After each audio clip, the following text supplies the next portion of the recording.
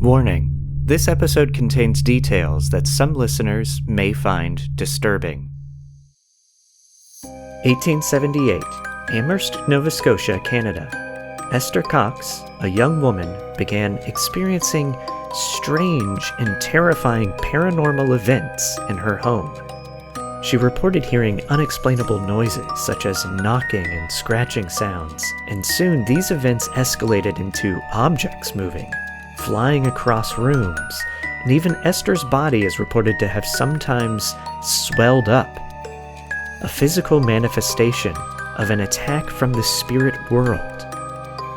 Eventually, fires started without reason, putting the whole neighborhood in danger. It was soon full-blown poltergeist activity. Esther's story is the basis for what is now known as the Great Amherst Mystery. This is a study of strange.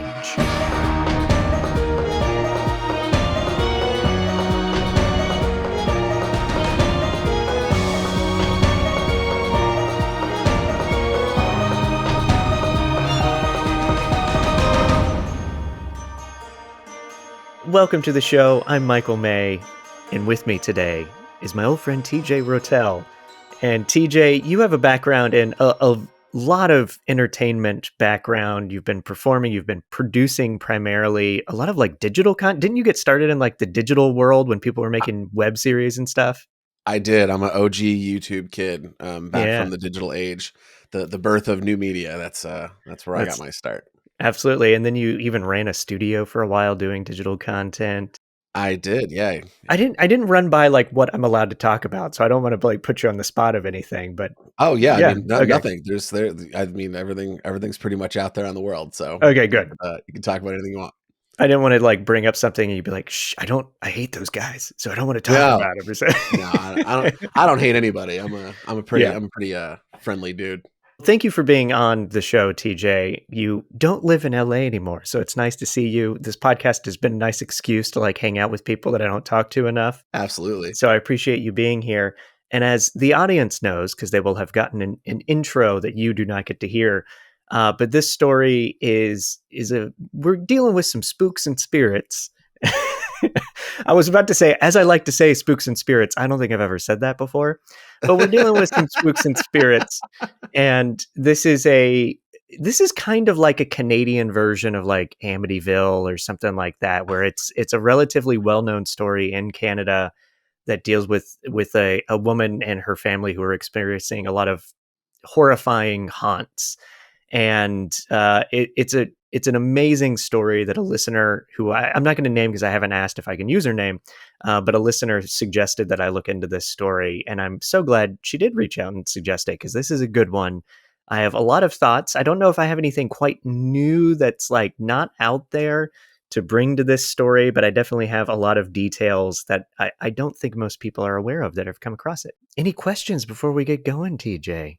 I mean, you sold me with Canadian Amityville, so Yeah. I'm like my brain's already spinning of what this could possibly be. Nice. That's a hell of a comparison. Yeah, that's it may not be the best comparison, but it's just what jumped into my head. So I'm going to start from the beginning here. So this takes place in Amherst, Nova Scotia, not Amherst, Massachusetts, where my wife is from, but Amherst, Nova Scotia. This is like the far east side of Canada on the coast, and it shares a border with New Brunswick. Amherst itself, the town, was settled in 1764 by loyalists for the British Crown, people that fled during and after the War of Independence in America, and also immigrants that came in after the expulsion of the Acadians, which is a brutal period of Canadian history that I was like, oh, I'll look into that a little bit. And I was like, oh, this is too complicated for this episode. So I'll read about that later. The total population today is like, it's around like 10,000 residents today. So it's not it's a small town, but That's not pretty like, small town. Yeah, like where I grew up, it was like the population was like 5,000 and change. Yeah. So like that's a pretty small town. It's a pretty small town. At the time of the events in 1878, 1878 is where we're getting started.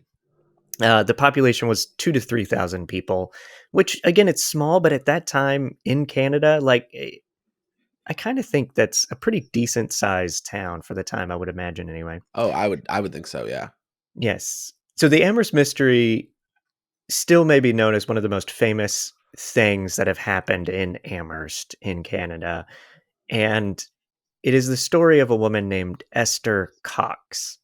And this has become a bit of like the calling card for this city of Amherst. Like they have the Esther Festival now. Like they're Esther doing Fest? Esther Fest. It's almost like Salem. Like they're kind of trying to build some tourism around this story, as they should. I love stuff like this. Like this does make me want to go visit. Oh yeah, And I would if you want to go to that festival, I will 100% go with you. oh man, That sounds we'd have so much fantastic. fun. Yeah, Oh yeah. absolutely. Yeah. So Esther lived with a bunch of her family members in a 2-story timber frame house in town. And timber frame, careful of fires. That actually does come up in this story, but I covered the Solder children mystery, and that was a timber frame house that just lit up and burnt down very quickly. That's what happens when you build your house out of matchsticks, right? It's like Yeah, exactly. Build it out of matchsticks is good. yeah. And this relatively small house, she had, I think it was 9 people total. Let me see if I got that number right. She lived in it with her married sister, Olive Teed, Olive's husband, Daniel, their 2 young children, Willie and George, John Teed, who is Daniel's brother, William Cox, and Jane. Jane's a sister, and that would also include Esther. So how many is that? Is that 8? 8. Okay. I There know we I go. know a William Cox. I wonder if they're related. Oh, that'd be interesting, wouldn't it? That Yeah. would be pretty cool. You should actually just find out for my own curiosity. I will. So, Esther's sister Jane, they shared a room together. Jane, in some accounts, is referred to as Jenny, and I don't know if that's just a mistake because this is over 100 years ago, or if maybe she went by Jenny, but her real name is Jane.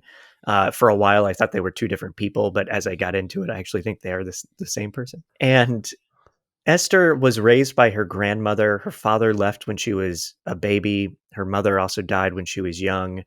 And Esther is the youngest sibling in this large family. And she was also known to be physically pretty small and frail. She had brown eyes or brown hair and blue eyes.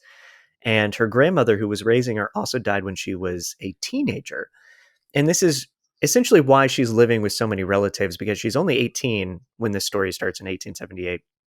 So she needs a place to live, and, family are, of course, going to let her live there. Been there. Been there indeed. Me too. And Esther, her day-to-day routine was helping take care of the house and also watching her young nephews, Willie and George. On August 28th, 1878, this is where things kind of start.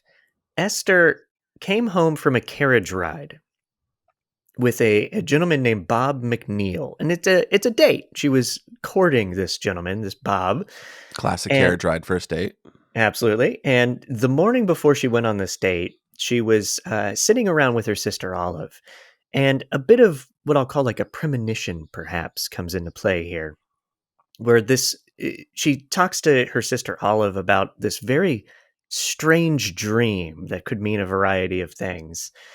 And this account comes directly from a book that is the book that kind of made the Great Amherst Mystery a story, which we can't fully trust. I'll get more into the book later on, but it was written by a guy named Walter Hubble, who was an actor, so you can't trust him, who came and wrote about this wrote about this story. So anyway, in Hubble's book, he actually writes this scene of what Esther and her sister Olive were talking about before going on this date.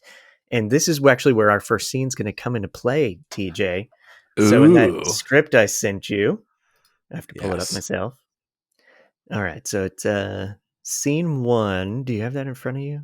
I do. Cool. Let's have you read. Do you want to read Esther? Sure. All Do you right. want me to do her voice, or do you want me to just be TJ doing Esther? Try her voice. Try her voice. I say try it, and if it doesn't work, you can stop. Is she British? I mean, no, she's Canadian, but you know what? Go for it. Go for it. That might be too tough. I don't want to offend anybody in yeah, Canada. it's true. It's true. That Canadian is, viewers. yeah. And I'll read the kind of the descriptions. Okay. All right. So it's the Lead family home in the kitchen. one early evening, and Esther Cox is sitting at the dining table speaking with her sister Olive. I had the most precarious dream last night. Oh, a dream? Do go on. Last night, I sat for 2 hours on the front step looking at the stars. After I came in, I went down into the cellar in my stockings and drank a pint of buttermilk, and a large rat ran between my feet. Then went to my room, said prayers, and went to bed. I dreamed that when I got up in the morning, everything and everybody changed except myself. What do you mean? You, Dan, Jane, Brother William, John Teed, Willie, and George all had heads like bears.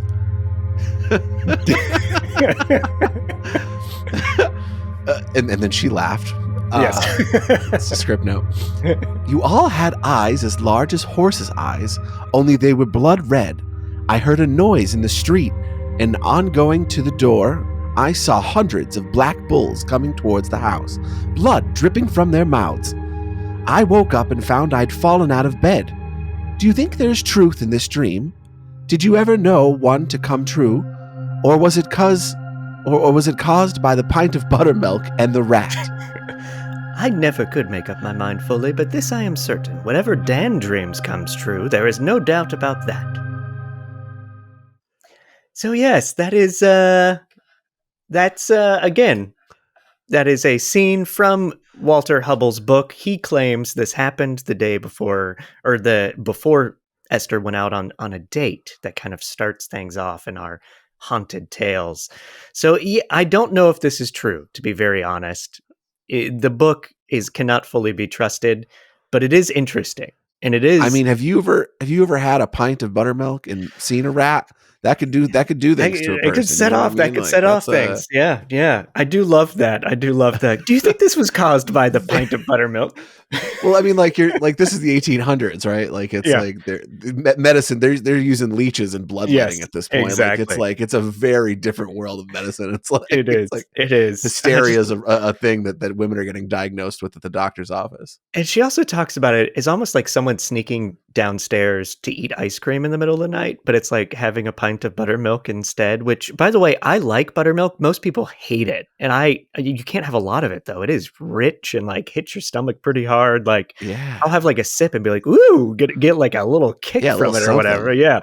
But it's not something you would want to drink a pint of. At least, that's what I would think. So anyway, so the previous day, Esther was supposed to go out with Bob, and he canceled on her. So she's very excited this night, the same night that she's talking to Olive here. And Bob ends up showing up in the carriage. He picks up Esther. She gets in the carriage, and they go for a ride. I don't think they knew where they were going, or she didn't know where they were going. But it's a nice romantic carriage ride. And he takes her out of town. So they end up in some stories, they say like the swamp area, and some stories it's just the woods, but it's out of town. And when they get out of town and they're alone, Bob pulls a gun on Esther and says to get out of the carriage. Yeah. And the story goes that as soon as he gets out of the carriage and he's holding a gun to Esther, they hear another carriage coming. And this startles Bob, and it's like, oh, get back in the carriage, and like makes her get back in the carriage and takes her home. She comes home. She doesn't tell anybody about this event. She just like runs to bed crying. And so the family's just like, oh, I wonder if she and Bob broke up or had a fight. That's what everybody's assuming. They don't think it's something this crazy serious. So that's the tale that kind of is told about this situation. I'm going to jump ahead here and say that some people, myself included, assume that if this is real, that might have actually progressed further and she never told anybody. Like she may have been assaulted or sexually assaulted that night and just didn't, it's too traumatic to share. And it's that day and age where you don't say those kind of things. And, so there's a chance something, that situation as described is traumatic, but it could have even been more traumatic is my point there. I wonder, like, because again, like we're talking 1800s, and not to be crass, but guys didn't need guns to assault women in the 1800s. Mm-hmm. They just did it. It was a very, not that times aren't really messed up these days, but way back when it was even darker. So I wonder if he wasn't bringing her out there to kill her. Like not Yeah. just assault her, but like, because why the gun? Like, Yeah, why the gun? like what Yeah. you're alone in a carriage. Like that's a scary situation in modern Mhm. society Yeah. when we have things like cell phones and GPS. Like to do that back then when you're in a horse and carriage. I can't Yeah. imagine what that felt like. No, no. I mean, there's so many questions about this, and I don't think anybody ever got the full details. The way that we know of this story is it actually comes out during just for lack of a better term, a possession. She ends up sharing Mm. this tale. And so that's something to consider as well. There's a lot of questions to this. I do think something happened between them. I don't know Hmm. if it was an assault. I don't know if she's making up the gun story. I don't know. All these things are valid, which we will get into reasons why. But I feel like something happened, something that she was not happy about happened that night. So a week or so later, Esther is in her room with her sister Jane because they share a room, and they heard a noise under the bed. And so they get up and they start looking around and they assume they're looking for a mouse and couldn't really find anything. A night or two later, they heard the same kind of sound. They start searching around, and underneath the bed is a box. In some stories, they say they found a box, but it actually sounds like this is a box where they stored quilts. So it's a little box with like a blanket in it or whatever. They pull out the box. It sounds like the sound is coming from inside the box, and as the box is sitting on the ground, the box actually like jumped into the air by itself and then landed on the ground on its side. The girls scream because that's very weird. Yeah, like you do. And yep. And so the brother came in, Daniel came in, they run in the room. There's a box lying on the floor and two girls screaming, and they just start laughing at them. They're like, oh, silly women, scared of a box or whatever, and just kind of write it off. The next night, Esther had dinner and she said she was feeling not super great. So she went to bed early. And then apparently she woke up and was screaming, I'm dying, I'm dying. And Jane turned on a lamp and, was watching Esther kind of freaking out. And of course, this is a scary situation. And Esther standing in the center of the room, her face was red as blood and she was grasping and like holding onto the back of a chair. And apparently she held on to the chair so tightly that later they found like fingernail marks in the wood for Oh, how tight she was hanging on to it.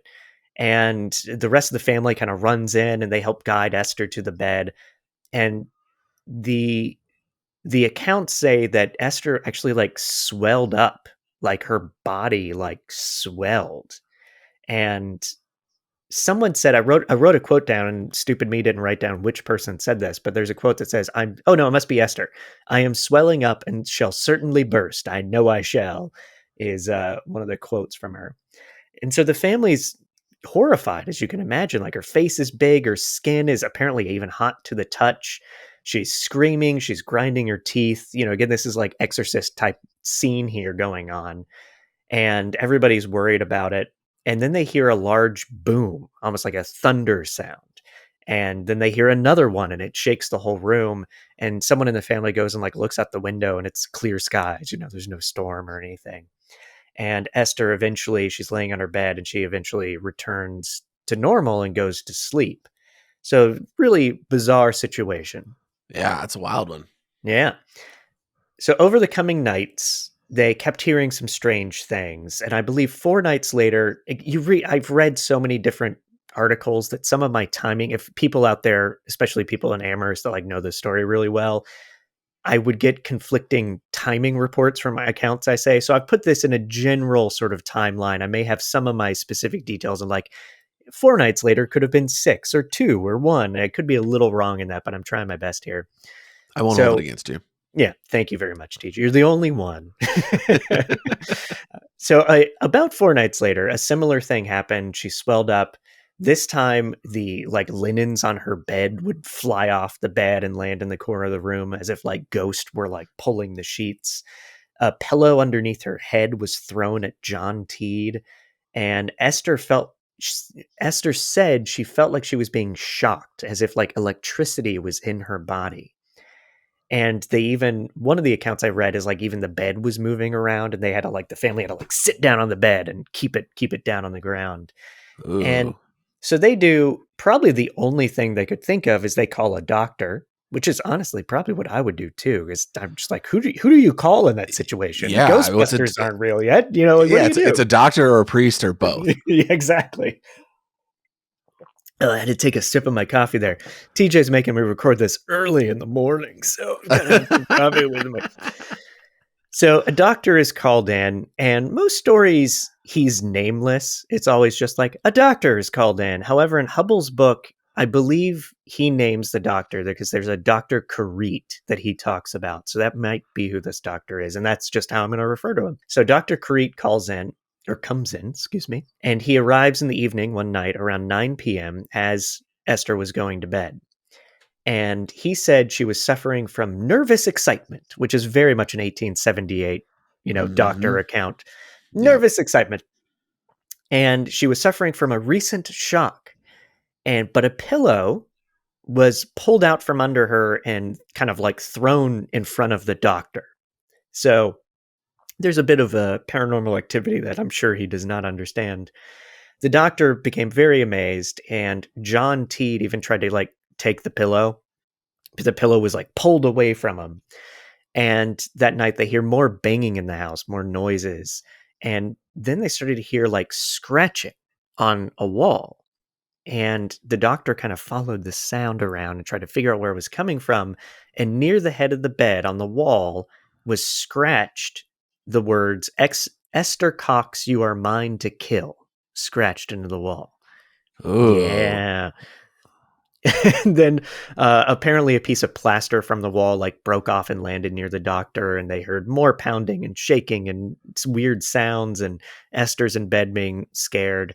But at the end of the night, she's able to fall asleep, and the doctor gave her sedatives the next night, hoping that would if I'm going to give her sedatives before bed, maybe nothing will happen. However, there were still more noises that were even bigger and louder. And this goes on, and one day, about 3 weeks later, Esther goes into convulsions, and this is when she shared what happened with her on her date with Bob to everybody, as she's going into convulsions on the bed, and she ends up sharing this Bob pulled a gun on me kind of thing. And the whole group in the room there starts to, I guess, devise or decide or figured out that they might be able to communicate with the spirits. And this is where our second scene comes in, TJ. Ooh, is it a seance-y thing? No, you'll see. Stay tuned. Cliffhanger. So let's have you read. Do you want to be the doctor or Jane? I'll be the doctor. All right. So this is a scene of apparently what was going on, and while the doctor was there. About 3 weeks after the big stories I've told, where where Esther has now shared the story of Bob, and they're starting to figure out some things about the ghost. All right, you ready? So we're in Esther's bedroom at night, and Esther is in bed. She's trying to rest, and her sister Jane is sitting in a chair nearby, speaking with Dr. Karit. Dan and John Lead stand in the doorway watching on. Doctor, I believe whatever agency makes these noises, it can hear and understand what we are talking about, and perhaps see us. Suddenly, 3 knocks are heard in the room, clear as day. Oh my! I can hear. It can hear. It can hear! I believe you, Jane. Let's try again. Esther, do you know how many spirits are present? Esther shakes her head no, then buries her face in her pillow, afraid. Spirits... how many persons are in this room? Give us a knock for each one. Right on cue, 5 knocks. Well, look at the time. It's certainly getting late. I best be off. Wait, Doctor, you can't leave. I'd stay if I could. I've got a thing. Toodles. So this is from the book? No, that was me adding in my own flair. I was like, what the hell kind of doctor in the 1800s? Oh, no. This is Toodles. I didn't mean to make it sound like that's from the book. That is, that's my God, own that's interpretation of what may have happened. But the details of which did come from accounts I've read. I don't think I read about this in the book. I think I read about this in other places. I can't remember exactly. But yeah, so this is, they kind of come up with this theory, if you will, that they can communicate with these spirits by knocking. And this allegedly, that scene that I think is very true to what happened, is when they start kind of figuring out this knocking ability with the spirits. And they devise, I think 1 knock is no, 2 is maybe, and 3 is yes, something like that. And they would try to communicate with these spirits. Oh, excuse me, I have it in my notes. 1 knock is no, 2 is doubtful, not maybe, and 3 is yes. So that is how they would ask questions and get answers. And it seemed like these spirits were connected to Esther, and she had to be in the house for anything to happen. If she was out of the house, nothing was going on. And yeah, and story starts to spread around town. The local community starts to become fascinated with the Amherst mystery and the events that are being reported, and even newspapers in town are actually competing against each other with like Esther Cox stories. This is big news. It's big news. And one of the papers would be like pro Esther, like, oh, these spirits are real. She's going through something terrifying that we don't understand. We need to try to understand it. And like other newspapers are like, she's making it up. The whole family's in on it. Don't believe it. So there's these like competing viewpoints and opposing even like newspapers in towns. And news spreads. Like some of these stories get out even all the way down to the United States of America. People start to hear of Esther Cox. A Dr. Edwin Clay caught wind of the story, and he was a Baptist priest, and he wanted to understand, what was going on and see if he could help. So he visited the family and experienced some events with Esther. He believed what was happening fully, and he also claimed the family wasn't helping Esther, which is a weird thing to say. And he had a theory that the experience started because of the carriage ride, because of the trauma and shock of that situation with Bob. And she became a battery for shock, is what he said. So the noises were like thunder that was coming from her body because her body has like electrical shock in it or something like that. And he would even talk about this during sermons in town and gave essentially lectures about what was going on. And this helped spread the story because people trust their priest. So now it's giving legitimacy to Esther's story, and the whole town starts to really become obsessed. Soon things progress in Esther's house, meaning things fly. Like now there's like objects moving around. So it's no longer just noise and her, but like furniture's falling over, things are flying around. Sometimes Esther would be found covered in bruises. And then fires came into play. It started with like matches. Like there'd just be matches that would catch fire by themselves. And soon other things would catch fire by themselves. And then there was a bit of a stop in these paranormal events. In late 1878, Esther was diagnosed with diphtheria. And she was moved to live with relatives during this diagnosis. And of course, she moves out. Nothing's going on. No activity. She moves back in January of 1879, and she moves into a room by herself. They kind of separate Jane from her, thinking maybe this is safer. And one night, Esther told Jane that she could hear a voice telling her that the house would be set on fire that night unless Esther left. And the ghost had been alive and is now dead. So it's not like just a demon. It is like a deceased person who has become a spirit. And the family sort of called it in a room to discuss this thing. She repeats that she's been told to leave or else the house will catch on fire. And then allegedly matches started lighting like around the room. No. And yeah. And here's what's interesting is Esther claims that the ghost is a guy named Bob Nickel. And he was a shoemaker, and he claimed that, he was the one saying he would burn down the house. This is interesting to me. I'm going to call it out right away instead of later at the end of the story. Bob is also the name of the boyfriend. Bob McNeil is the guy that took her on the carriage ride. Bob Nickel is the ghost. and also a shoemaker, Bob McNeil, the guy that took her on the carriage ride, worked at a shoe company with relatives of Esther's. So there's some interesting connections to make with this ghost and the experiences that she had that are pretty obvious to me, if these stories are to be true. Now, there's a story of one day Esther and Olive are at home and the nephews are playing around. I believe outside they're playing around, and Esther and Olive start to notice smoke coming from the cellar. They go down there and there's a fire. They try to put it out. They're having difficulty. They're screaming for help.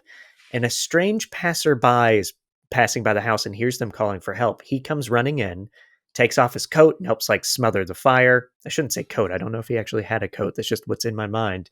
But he helps smother the fire and then he leaves and never said a word. And they don't know who he was. So some rumors spread and some people speculate that maybe this was a ghost that was actually trying to help them and not a passerby. And the fire marshal comes by to check out what happened here. And the fire marshal thought Esther started the fire. And this is not good. Neighbors are not happy because timber frame homes, like I mentioned earlier, they're homes made out of matches, which like you said. So the families around the lead house are like, we don't like Esther being here because all these fires, you guys say like matches are lighting by themselves. This is dangerous. Property values plummeting in the area. It's all... So she's forced to move away, and she moves in with a family called the Whites for a little while. Apparently fires did start in that home too from time to time. She worked in Mr. White's tavern. He owned a bar tavern kind of place. And apparently the hauntings followed her there when she was working. And people would even come by and hope that something weird's going to happen because Esther's working tonight at the tavern. Let's go see. And there's a story of like a knife got thrown at her and like stuck in her back. And the person whose knife it was like took the knife out of her back and like quickly like put it away. It's like, oh, the ghost can't get it if it's in my pocket or whatever, and hid it. So that's yeah, TJ has a great face right now. Just so confused. I mean, what did she die from the knife getting stuck? No, in her back? I think it was like a small pocket knife kind of thing. Oh, so okay. Yeah, it wasn't a hunting knife that got screamed in the back there. Oh my god. And I also I didn't read that in many things. I only read that in maybe one account, so I'm not sure of all the details behind that story. And also a lot of this, again, we can talk more about this at the end, but a lot of this may be made up or embellished from, locals and the game of telephone over 150 years or something. So yeah, there's a lot to learn. Anyway, she's eventually moves out of the White's house, not the White House. She became president of the United States. She became president, yep. And she moves in with the Beck family in St. John's. And around the end of March 1879, she was there for, it's like 3 weeks that she was with the Beck family. And people would come and visit her and like study her, doctors and lawyers and skeptics and magicians and all these people.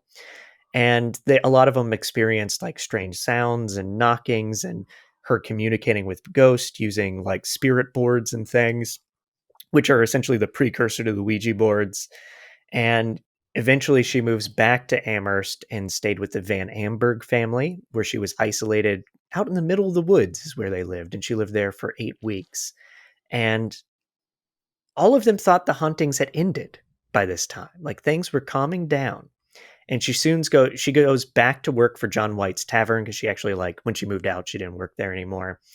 And yeah, things seemed to return to normal. But in 1879, this is where this sort of B-list actor of the day, Walter Hubble, comes, and he's heard of the story and he wants to meet Esther and write a book. He claims he wants to write a book to debunk everything that she's claiming is happening.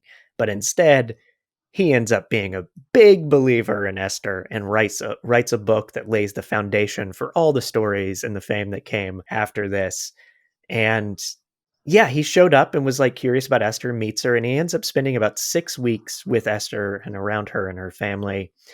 And he says that after 5 minutes of meeting her, his umbrella, which he had brought into the room and set down, flew across the room, and then a chair moved, and he's shocked and had to like gather his thoughts because he was this big skeptic, and now immediately he's a big believer.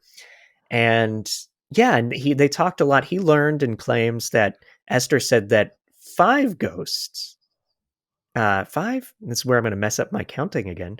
She said that there were a handful of ghosts, that's a better way to say it, were Sure. following her around. So there's Bob Nickel, who I mentioned. There's also a ghost named Maggie Fisher, Jane Nickel, who might be related to Bob Nickel, Eliza McNeil, and Peter Cox. Peter Cox is apparently some relative of hers as well, that is this spirit that's around. And Peter is the only one trying to protect Esther. All the other ones are like evil spirits. And they also did not like Walter being in the house, so Esther says. So, yeah, Walter writes this book. He claims a lot of crazy things happened, including like forks stabbing Esther in the face. And he Oh claimed, my God. Bob is attacking her, and sometimes her skin would inflate and she'd become hot to the touch. And Walter called this mesmert sleep. Or that's when she would go into like trances. He would call it mesmert sleep because mesmerism was a big fad at the time. And yeah, it's his book is. I did read it, by the way. You can find it online. I'll provide links. You can also find hard copies of it. It is still out there. It's crazy, and I mean that in the way it sounds. Like it's a book that you can tell a writer is embellishing things. So for the skeptics out there like myself of these things, it's like, okay, are most of these stories because this guy wrote this book and it like actually sold pretty well and it starts spreading around, but he's got to be either making shit up or embellishing it. And that's just me. People feel free to disagree. Read the book. It's actually a pretty quick read, and he is a fun writer. Like he describes Esther, because he's a writer, so he's got to like, she's about this tall, and here's her hair, and her sister Jane is like this.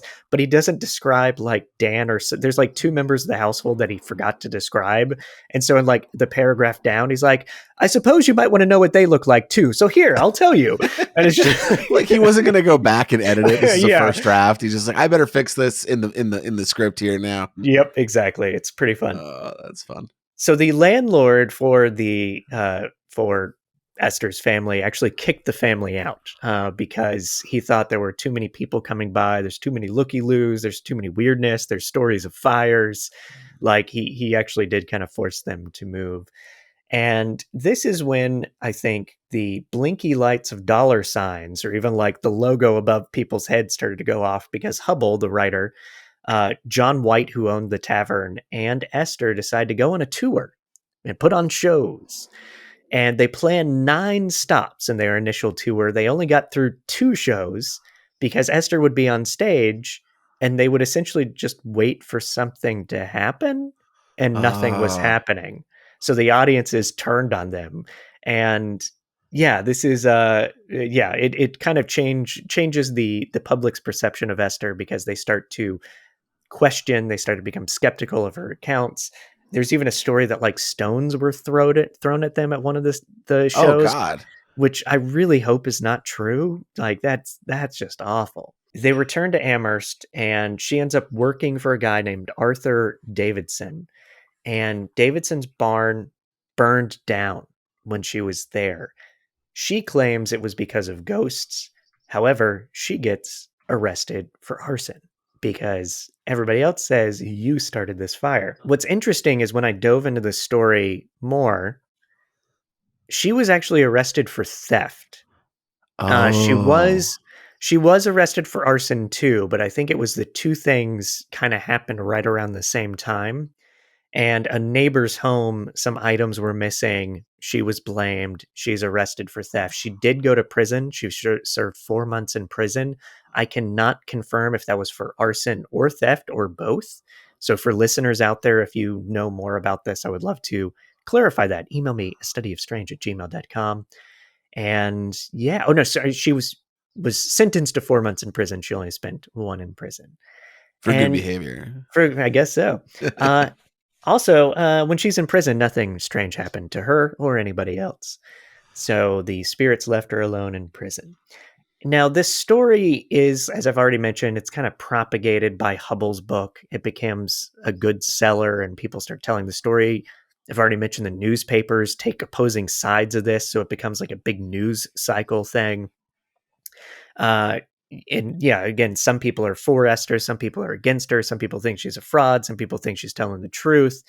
And eventually just things stop. Like Esther doesn't experience stuff anymore. She eventually gets married twice. Her first husband, it's that day and age, people die a lot. So her first husband dies, she remarries. And she actually passed away at a relatively young age. She passed away when she was 52, and I think it was like 1912 or 19 somewhere around there. The end of Hubbell's book, I'm going to read what he writes at the very end of the book. Reader, a word. This account of the haunted house in which Esther Cox suffered so much, and the author had such a remarkable experience, is no fanciful creation of the imagination, but really what it is claimed to be, a true ghost story. So he claims it's very true. So here's where I go into just personal thoughts, TJ. Before share. What's going on? What were you going to say before what? Oh, I don't know. Oh, okay. Yeah. So listen, I personally believe in ghosts. I believe in the spirit world and psychics experience, like all that. I'm a very firm believer. I've had some ghosty experiences in my own personal life. So I staunchly believe that that's a real thing. So let me preface what I'm going to say with this. There's a fair amount, in my opinion, of this story that I would and would typically believe. But then there's these moments where I'm just like, oh, this also does. There is some like, and I'm pretty easy to believe ghost stories. I'm just like, yeah, I believe it.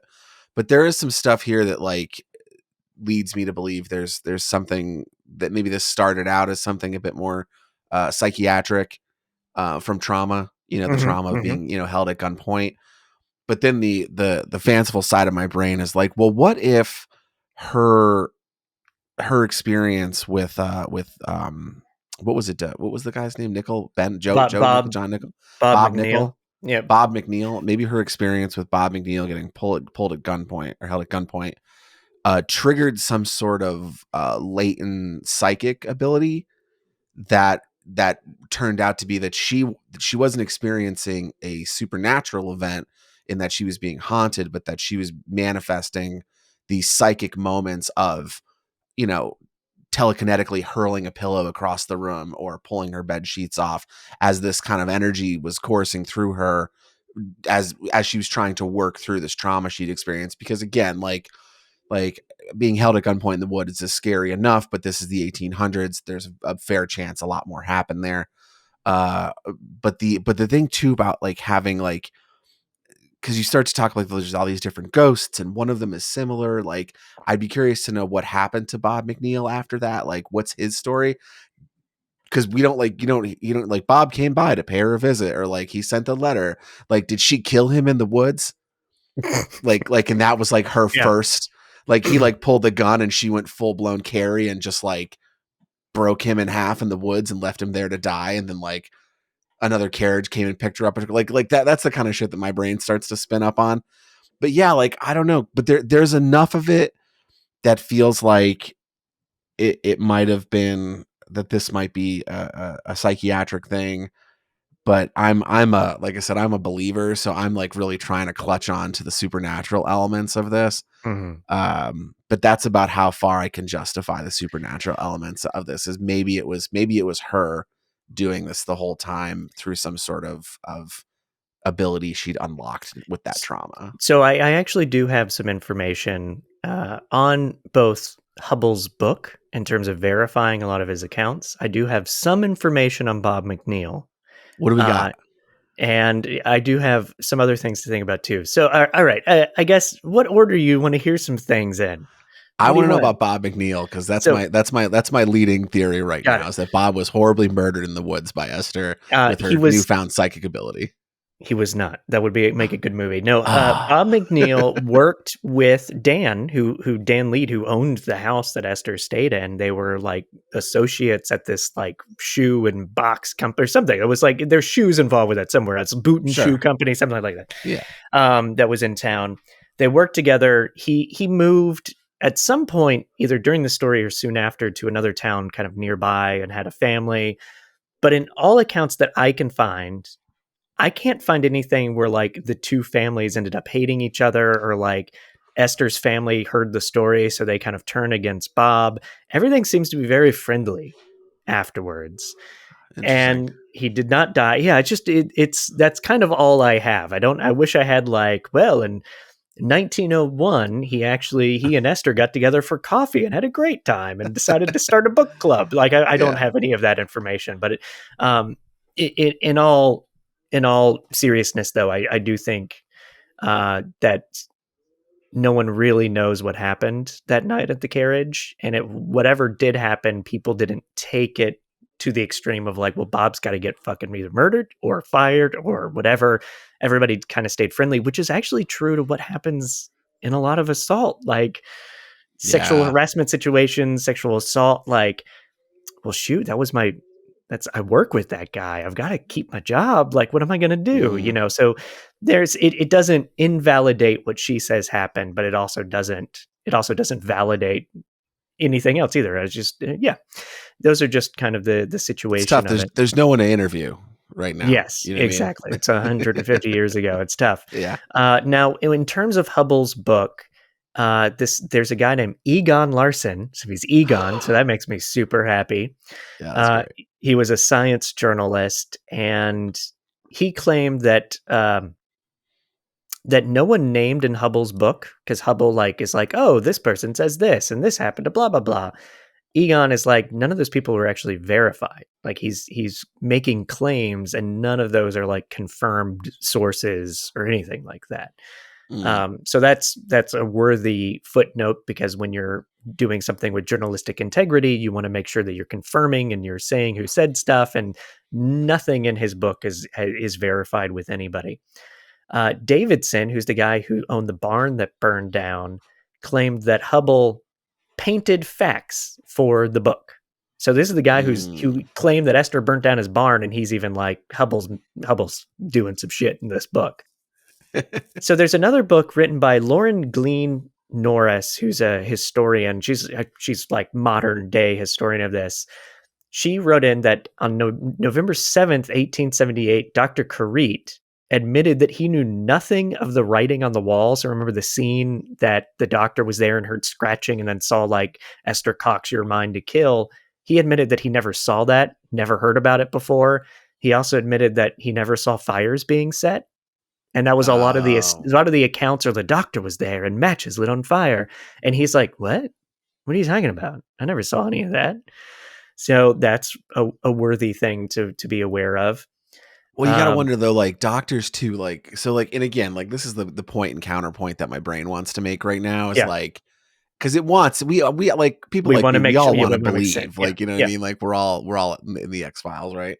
And, you know, when you see stuff like matches spontaneously lighting or things being thrown across the room, that's great evidence to point to something supernatural going on. But then you hear a doctor and he's like, I didn't see any of that. But then you got to wonder, like, a doctor in that age, would they support?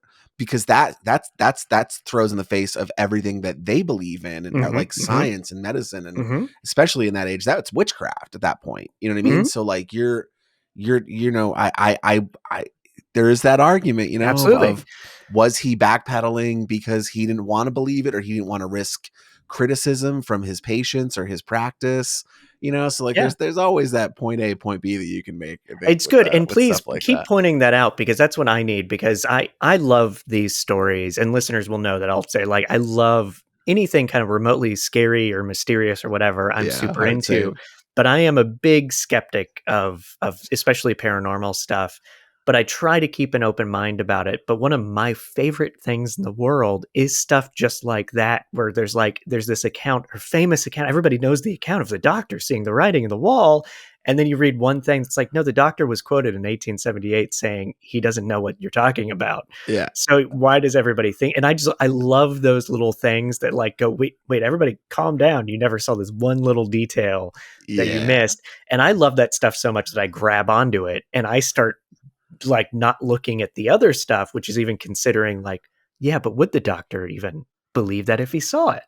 Because that's Yeah. different than his own reality. So please keep pointing stuff like that Well, out. because if Like you that's take out important. all the scary stuff of like things flying across the room and writing on the Mhm. wall and stuff like that, it points to like trauma response, like Yeah. this type of thing, like anxiety and trauma in the nervous system. Like as someone who's deals with that on a daily basis, the physical symptoms of anxiety are crazy. Like I went through 4 months of my body twitching and convulsing when I first started dealing with anxiety. Like I was physically jerking out of the bed as I was trying to sleep. That's how severe my muscle twitching was. So like that kind of stuff is a real thing. Like that swelling, the skin flush, like all that can all have very well been trauma response. And that's why I immediately jumped to, did a fork actually fly across the room and stab her? Was there writing? Because that's really the only paranormal proof you're going to be able to find, because her physical symptoms, you can really point to this poor girl experienced something very traumatic. Yeah. She buried that trauma because that's what we do as human beings. Our amygdala will throw up a smoke screen and protect our minds from fracturing into a million little pieces, and protect ourselves from that trauma and just bury it. And that trauma sits there and it manifests in lots of different physical ways. So, I feel for her in that aspect. And I do wonder if that's not what we saw here with this case. But if there's, but you always have that B side of, no, I saw a fork fly across the room. I saw a pillow get thrown across the room. And that's Yeah. where the argument continues with that. Cause Yeah. cause people don't believe that shit. You know what I mean? Like if I went on the internet right now and I was like, there's scary stuff happening in my house, 80% of the audience would be like, Yep. you're a liar. Yep. Yep. You know what I Yep. mean? But there'd be that 20% who'd be like, Yeah. I had that experience too. It's weird. I love it, TJ. I think yeah, I love the way you're thinking about this, because I agree with everything you're saying, and it's adding a level to this story that I think is important to consider. And I wanted to talk a little bit about spiritualism, Yeah. because that is a very prominent movement in the world, in Western civilization, at the time that this story is taking place. And I kind of think all these things can be true together, meaning some sort of supernatural event, some sort of traumatic psychosis event, um, and also just things getting made up. I think they can Yeah. all work hand in hand in this story, and it's fascinating. And I'll give a quick example here. So there's a guy named Dr. Price that came in he was one of the people taking an interest, and he's a doctor and he wants to see what's going on. And he said he was in Esther's room. He could see things moving around, but he quickly realized everything that's moving is moving towards Esther. And I think she was in bed. And he's like, this is interesting, because when you go to seances, things tend to move towards the person controlling those things by strings or some other sort of Yeah. fake device. And everything's coming towards Esther. They can't go away from her, because if they're on strings, they can only come towards her. And also, there's no electricity. Everything's like Yeah. lit by it's the super dim, dark room set in the mood.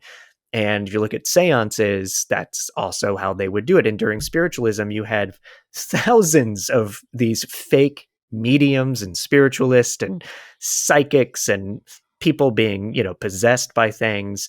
And these are well documented and accounted people that were frauds, that were making Yeah. shit up to make These are money.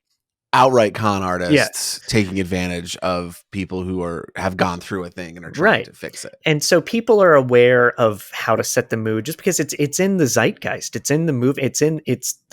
They didn't have Netflix. Everybody's watching spiritualism, reading about spiritualism. Like, this is what they're doing. So everybody kind of knows how to put on these shows. They know some of the tricks, or at least have heard of some tricks or whatever. And I bring this up for a number of different reasons, but I believe that when you look at stories or accounts from any period of time that may deal with ghosts or aliens or monsters, pop culture affects the way that people see things. And I'm not saying those things aren't true. I'm just saying people see a UFO in the sky. In the 1950s, UFOs looked like UFOs in the 1950s movies. Yeah. Now they're like interdimensional, shape-shifting, whatever, because that's also what's in pop culture and what's being talked about. Exactly. In the 1870s, spiritualism, this big movement of belief that you can communicate with the dead, a lot of times it's through knocking. That's how the Fox sisters that started the whole movement would do it, is through knocks. And here's this story that includes knocks. And, things would move and you sit at the table and there'd be ectoplasm and all this stuff. That's the pop culture of the time. And a lot of this story fits into that era, that feeling. Like if this was a movie, it would have that look of an old seance, kind of Oh thing. yeah, like a single lamp on the table. Yep. It's very like dark, completely vignetted everywhere else in the room. Yeah. And it's, but I feel like that's influencing her, but I'm not saying that she was just making stuff up. I actually feel like my personal belief is something's going on here. And it could be, like you were saying, something dealing with trauma, because that affects your physicality, affects your belief system. Or she does that and it becomes a way for her to take control over her whole life. So she is experiencing anxiety and trauma, but she realizes people are paying attention to her. So she takes it to a next level and sort of invents things because she's trying to take some sort of control over her life.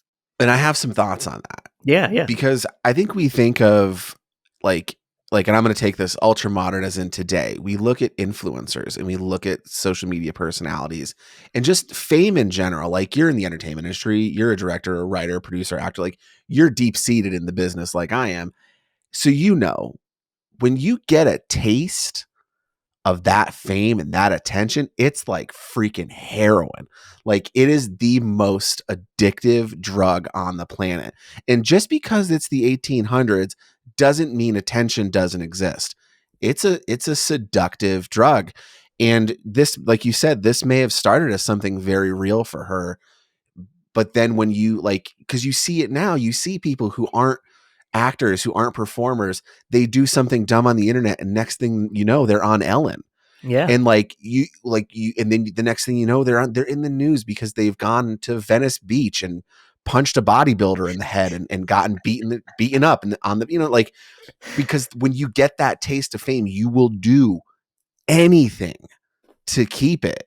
So I can definitely see this being a thing where, she got some attention and from that started as a very traumatic experience and then started to do either voluntarily or involuntarily, consciously or subconsciously, started to do these things that continued to pull people to her room, continued to give her that attention. You know what I mean? Like that. I think that there is something very valid in that conversation of because again, you're dealing with trauma response, and I don't want to talk shit on this girl because I obviously wasn't there, and where a lot of this is based on, the hearsay of who was there, who wrote the book. But so I want to treat Esther with the respect that people who've experienced trauma deserve. So I'm gonna start there and say Esther did experience trauma, and whatever happened after that may have been out of her control, be that paranormal or be that someone who just was so hurt by something that someone did that they did what they needed to do to survive. And that was put on a show. Yeah. We see it every day in mainstream media. We see it on TikTok in all the social media elements. So why not Esther? Why not the late 1800s taking advantage of a system that's built to keep her down. And now people want to have a conversation with a woman. And I think that I could 100% see Esther taking that social media influencer plunge and being like, I don't know, because it takes work. Like these con artists, they put work into it. You can watch videos on how and this is the mechanisms under the table that got it to shake, or the wiring to get the things to flicker. So, but did Esther have the time and the knowledge? Did she have a partner? Was this writer? Did this writer end up being her partner for some of this? There's so many different twists and turns. I love this story because you really could, I can sit here like a lawyer and make arguments for the paranormal and for the not. here, and Yeah. I think that's what makes such an interesting story here, because Absolutely. I really can't, like, I'm not walking out of this with a firm opinion on Esther in either direction, and I think that's great. I do too, and this, like I said, this is a listener suggestion, and I have gotten other listener suggestions. I think I've only done one other episode that was listener suggestion. 90% of them I can't do, and I'll politely just be like, "Oh, cool, thanks." And it's because there's not that layer to it. Like, not to say all my episodes are amazing stories at all, but this one really stood out to me when I was reading about it because of these like layers to it. These layers of Yeah. like, oh, this could be completely fake. Oh my God, she could have experienced this terrible situation. Oh my God, maybe there was a ghost or ghost associated with this. Like, it can go so many different ways, and I find that really fascinating. Well, you don't Yeah. have to have one or the other, right? No. We live in a world that's, I mean, again, you've got people who, for lack of a better term, believe in magic and don't, right? Like magicians are a great example of this, because what they do is classified as magic. And because they're so secretive of how they do it to their audience, it is magic. And you can choose to believe that. Like, when I see a magician on stage make something, when I saw David Copperfield make the Statue of Liberty disappear when I was a kid, like, I believed in magic. I believed David Copperfield was a warlock and was able to do incredible things, right? But I think that's like, because we live in that world with both sides of the fence, I do wonder, maybe I do see a world where this was maybe a mixture of things, where maybe a traumatic experience did do something that tapped her into a world that she was unfamiliar with, and maybe once it reconciled, she decided to hang on to that and ride that train as long as she could, and maybe set a fire to, and maybe Yeah. Yeah. pull some string on a fork or something. But yeah, get like stabs in the back. That's an interesting one. How do you, if that really happened, how do you explain a pocket knife in the back from across the room? So Mm. I don't know. It's a Yeah. gray area for sure. It's whenever you get a writer that's involved, like this Walter Hubble guy, who I think was obviously just trying to make a quick buck, it Sure. really makes it hard to look at these things, because most of what we know from her account really started with his book, but he had such bias in the situation because he wanted to do a book. He wanted to tour with the show. He wanted, like, I think he really was like, hey, this is something cool to do between theater seasons right now and make some money and go up there and write about ghosts. But here we go. And Esther could have been experiencing stuff very different from what he wrote about that we don't even know, because he was like, man, you know what? The weird thing that just happened to you upstairs isn't as good as, let's say, a fork stabbed you. I'm going to write that a fork stabbed you. Like, he could have been the one making stuff up, and there could be other things going on that are completely unbelievable and paranormal and whatever, and we just don't know about it because he changed it or wrote about a fork stabbing her or something else. So, yeah. Well, great thoughts, TJ. I'm really glad you were the guest on this episode. I think it was a perfect pair, and I just I'm really super happy to appreciate do it. it. Yeah, any happy to come back anytime you want to talk about ghosts and paranormal stuff. This is super fun. I appreciate it. No, I love it. Do you want to plug things? Because I know you got some stuff out there you want people to pay attention to. What do you want to tell people about? I do. I think the main thing I'd love to drive people towards right now is my Twitch channel and my horror podcast, Blood and Popcorn, which is on twitch.tv/channel29, that spelled channel 29. And we with my co-hosts Denise Pantoja and Glenn Akers, we talk about the past, the present, the future of the horror genre, and it's a lot of fun. And that's on Tuesday nights at 10:30 Eastern, 7:30 Pacific, on twitch.tv/channel29. Nice. Thank you so much. Well, I can't wait to have you on that show. Oh, I would love to. I'd love we want to to get do you it on there to talk about some of your horror movies you got cooking. That's really awesome. Everybody check that out. I'll try to provide some links and show notes to that. And yeah, anything else before we go, TJ? I feel like I'm forgetting something, but maybe I'm not. I mean, I don't think so. I mean, I would just say, like, to your audience, don't believe everything you hear or read, but sometimes maybe do, because I think there's a lot in this world that we as human beings can't comprehend. And I think it's fun to believe in magic sometimes. Yeah. But sometimes that magic get a little scary, and if it does, yeah, make sure you're ready. Well, thank you for talking about scary stories here with me on an early morning where I'm still drinking my coffee. Thank you so much, TJ. I'll talk to you soon. Thanks for having me. And that'll do it for the show. Special thanks to TJ. Check out his links and information in my show notes where you can follow everything he's up to. And I have a bit of a special announcement. There won't be any new episodes of A Study of Strange over the next few months because I'm producing and directing a movie, a scary movie that shoots in July. So I just don't have time to continuously be making episodes. But I will be back after that movie's done to bring you some strange content. In the meantime, if you're feeling like you're missing out on strange stories, check out our Patreon account, which you can find through our website, astudyofstrange.com.